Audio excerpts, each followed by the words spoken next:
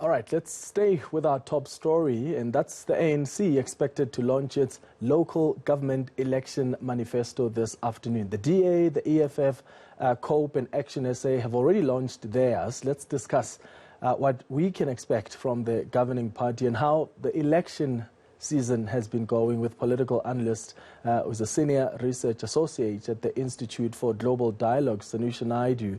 Sanusha, thanks for making time. Always a pleasure chatting to you. I think one may be forgiven for thinking it's not election campaign season yet. Yes, this past weekend saw some bigger political parties launching their manifestos.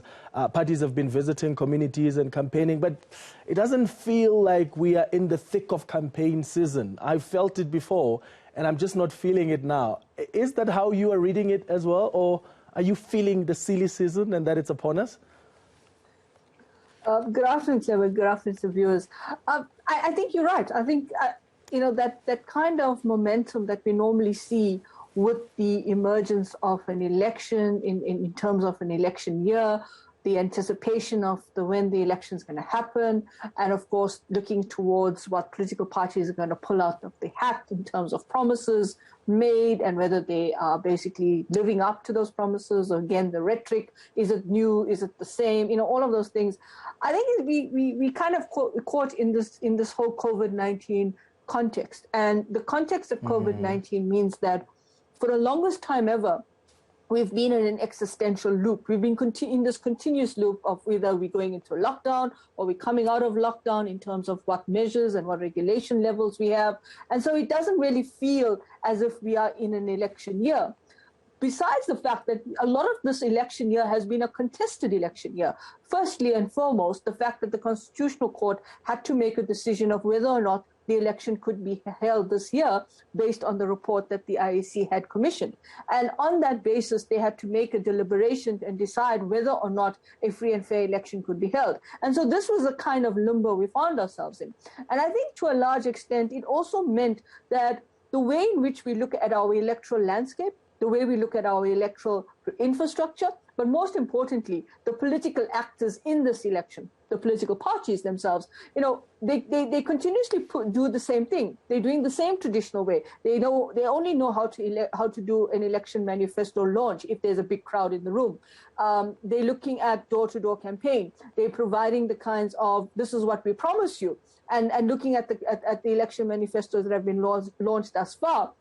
You get the same sense that it's the same old issues. There's a common thread of issues that are constantly being referenced in all of these manifestos. It's land, it's unemployment, it's employment, it's housing, it's water, it's sanitation, it's poverty, it's all of these things about better services, better governance, better leadership.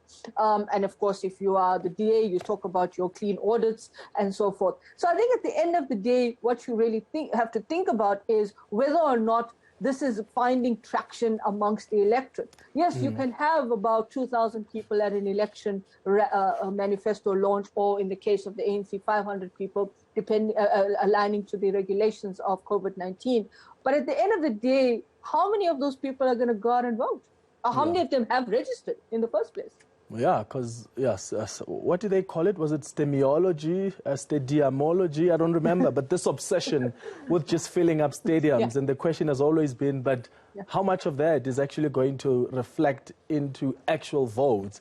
Is there a political party, Sanusha, that stood out for you in terms of their election manifesto and what it contains, in terms of the launch of the manifesto and how that was carried out and their campaigning so far? I think political party, let me answer your question. No, I'm being very honest. Nobody captured me. Nobody captured my imagination. And nobody said something that was not heard before. I think for new for new voters, there may be some level of imagination. For example, I feel that the EFF will capture certain sections of the population's imagination, particularly amongst the younger people. But then if you look at the IEC figures in terms of the number of young people that have registered, I think in the age cohort of under 30s, it's not a big figure that has registered. In fact, I think it's quite a low figure. And for those new registrations in terms of the 1.7 million that registered over the weekend of the 18th and 19th, again, those were just kind of technical glitches dealing with change of address and so forth. So I think that's going to be a big issue for the EFF in terms of whether or not they met the mandate in going out on that weekend and getting the young people to vote, to register. But I think I can see how younger people who are frustrated by the system, who feel disillusioned and completely excluded from the system, may see and find resonance with the EFF.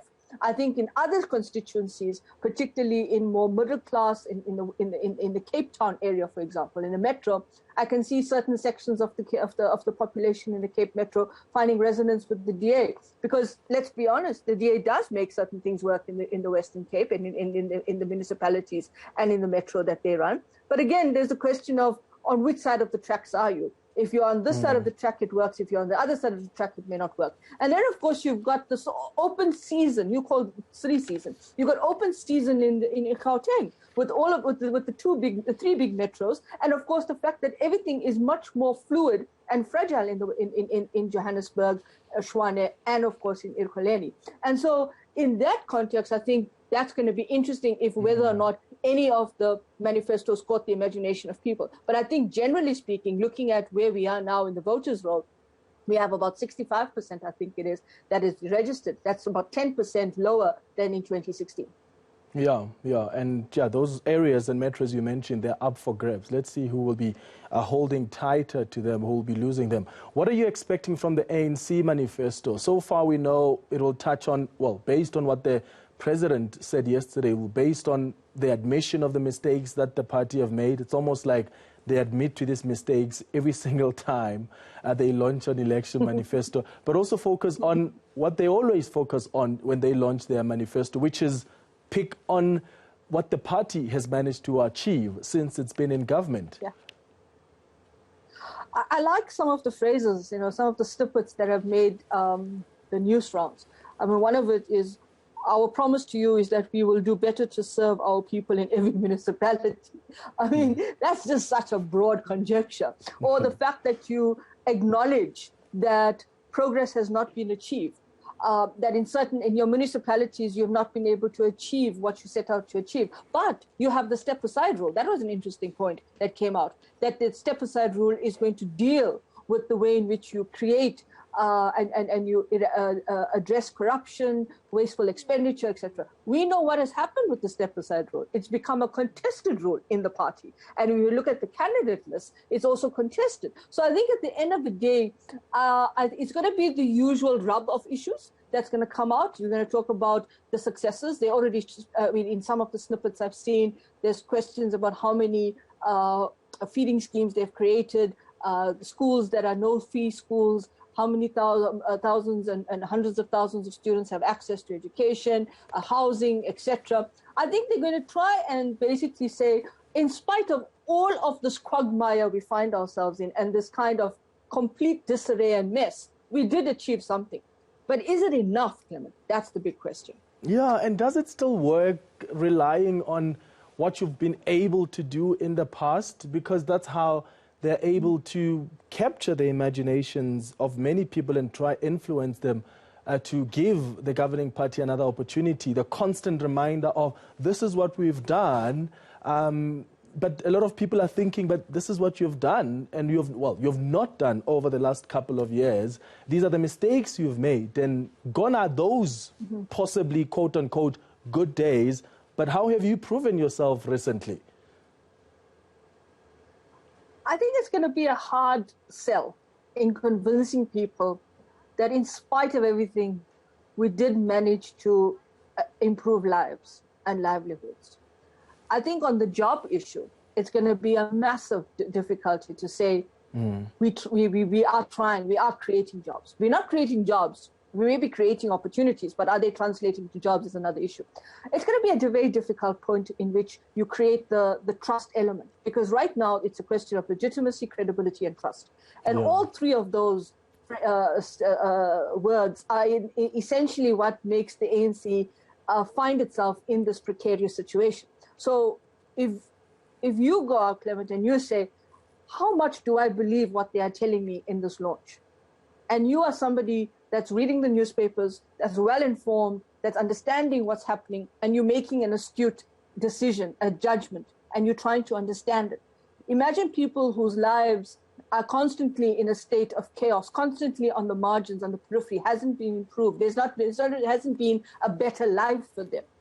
Yeah. Their lived experience is what they judge the party on, and that's going to be a critical space. Yeah, and as you say, legitimacy, credibility, trust, the three key words.